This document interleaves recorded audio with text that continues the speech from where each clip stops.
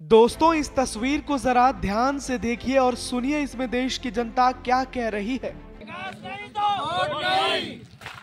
आपने सुना, चलिए एक बार और सुन लेते हैं। विकास नहीं तो वोट नहीं, यही तो कह रहे हैं लोग। जी हाँ, विकास नहीं तो वोट नहीं।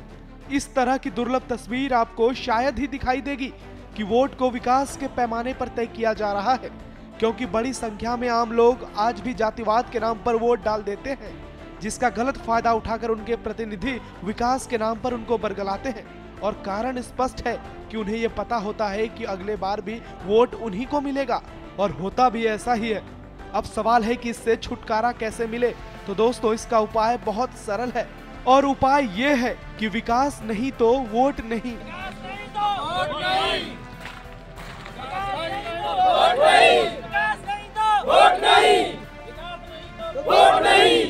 ये तस्वीर प्रदेश के कासगंज की है, जहां कई वर्षों से विकास के ख्वाब सजाए बैठे ग्रामीणों का गुस्सा आखिरकार फूट ही गया और उन्होंने ऐलान कर दिया कि विकास नहीं तो वोट नहीं।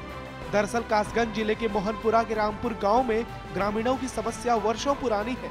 यहां गांव वासी मुख्य मार्ग पर जल भराव का दंश झेल रहे हैं, जिससे उनका जीवन पूरी तरह प्रभावित हो गया है। मंडी समिति के अंतर्गत आने वाला यह मार्ग रामपुर गांव को बरेली मथुरा मार्ग से जोड़ता है, लेकिन इस रास्ते पर पिछले करीब 6 वर्षों से जल जमाव की भारी समस्या है। इस रास्ते पर करीब 2 फुट पानी जमा रहता है, जिसके चलते पढ़ाई करने वाले छोटे छोटे बच्चों से लेकर गांव के तमाम लोगों को काफी दिक्कत होती है। गांव की रास्ता नहीं सही हो रही, और यहाँ कोई बाहर के आते हैं जाते हैं लोग, सब पानी में गिर जाते हैं।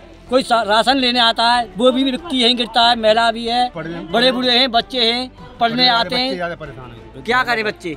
ग्रामीणों का आक्रोश स्थानीय जनप्रतिनिधि और अधिकारियों के खिलाफ बहुत ज्यादा है, और लोगों का साफ कहना है कि आगामी चुनाव में वोट उसी को मिलेगा जो इस गांव का विकास करेगा।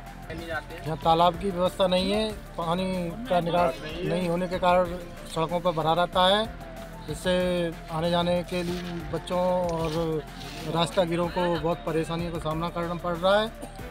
इससे बच्चे इसी में गिरकर क्षतिग्रस्त हो जाते हैं। सरकार से रिक्वेस्ट है कि इस समस्या का जल्द से जल्द समाधान करें।